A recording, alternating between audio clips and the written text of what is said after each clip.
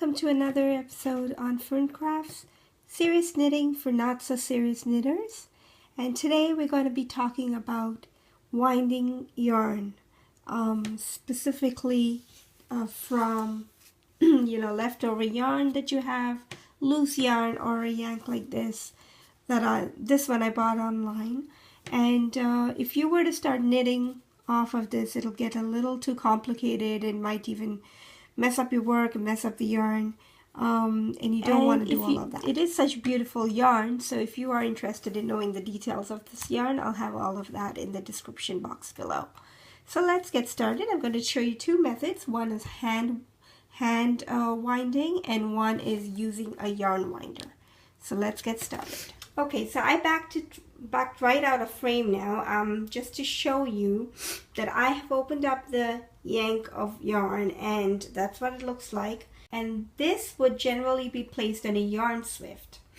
But before we do that, I'm going to show you how to hand wind the yarn, and then we can wind it onto the yarn winder from there. So basically, if I can just move it up a little bit here, I'm going to grab one end of the yarn, and there is an end right there. And to start off, just hold it the end of the yarn in between your thumb and your fingers, and just give it a few winds. Okay, be very gentle, not to tangle up the yarn when you do this, and you don't want to cause too many kinks in the yarn either, so go as gentle as possible. And then when you've got enough, what I do is now pinch all of this in between, and then using your yarn, just tie it up, basically like a little bundle. And then sometimes you'll come across these little pieces of fuzz in the yarn. Sometimes it's characteristic of the yarn, in which case I wouldn't be worried about it. But because you're yarn winding, you can literally go through the whole 100 yards or 200 yards or whatever it is, and inspect the yarn at the same time. So, do that and remove the fuzz. Simple as that. Okay, so I'll go through and see, every once in a while I just turn the yarn, and it forms a very nice round ball, which is very nice. It's even pretty to have it in your bag. And if you put the yarn into a knitting bowl, or a yarn bowl, I think they're called, it's great because it just bobbles around and does its thing while you're knitting, and you get it's pretty to the eyes too.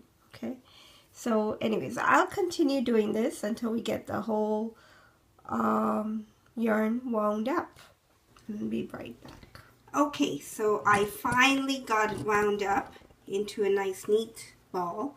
And this is fine, some knitters prefer the yarn like this, especially when you have leftover yarn after you worked a whole big ball of yarn that you get from the department stores. You can, or like the bulk yarn that you get, and then it gets really funny looking at the end. You can just hand wind it into a ball of yarn.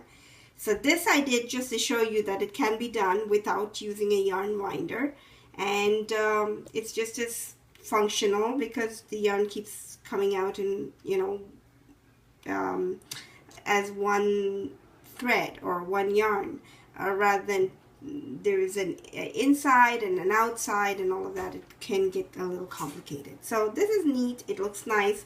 Basket full of these balls of yarn. Look really fun. But now, since we have it in here, I would have had it on a yarn swift. Otherwise, we can now take it from here, because it's already in the ball of yarn, into our if I can move this up here, into my yarn winder. Okay, so that's what we're going to do now. We're going to load up the yarn winder and wind up this ball of yarn so that it'll be a center pull ball of yarn. Okay, so this is a very inexpensive yarn winder that I got. And basically when you turn the handle here, the shaft moves in such a way so that the yarn winds but not all at the same direction. It turns at an angle every now and then. Okay, so it's a very mathematical thing which works out to a very lovely finished product for us at the end. And there is at this side a little arm. Okay, so now let's set up the thread on the yarn winder. The end of the thread, you're going to put it through this crevice on the top. There's a cut on the top. Make sure you leave enough yarn, about 6 inches or so.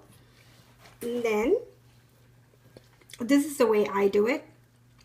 You could just thread the needle through the loops. That's fine as well. But it's quite easy. You just bring it up from underneath over the first loop, if you can see that, and then twist your yarn around and the other, and there, it's threaded through the eye of the threader. Okay, and then hold the yarn back, causing enough tension. And if you have kids, this is a really fun thing. You can get them to hold the yarn in their hand if it's a ball of yarn you're winding from, or even turn the yarn swift slowly while you just start turning the yarn to form a nice cake. So just go slow and steady. And this arm does wiggle a little bit and shake all over the place. So I tend to hold it like this, and that works fine for me too. Okay, and just keep going to the end. Okay, so once you wound it up, now we're going to remove the cake of yarn. You want to make sure to hold on to the beginning of the yarn while you gently pull it up, but hold the loop because you don't want to let go of that. And there you have it. Now if I pull this yarn through, that'll be my center pull thread. There, that's my center pull thread. Okay, so there you have it, folks, a neat cake of yarn that is ready to be used. So thank you for watching this video, and I hope you enjoyed it. It was useful to somebody. If so, please do post your comments below, and if you have any suggestions for other videos, you can add that below in your comments as well. So thanks for watching, and until next time, happy knitting. Serious knitting for not so serious knitters.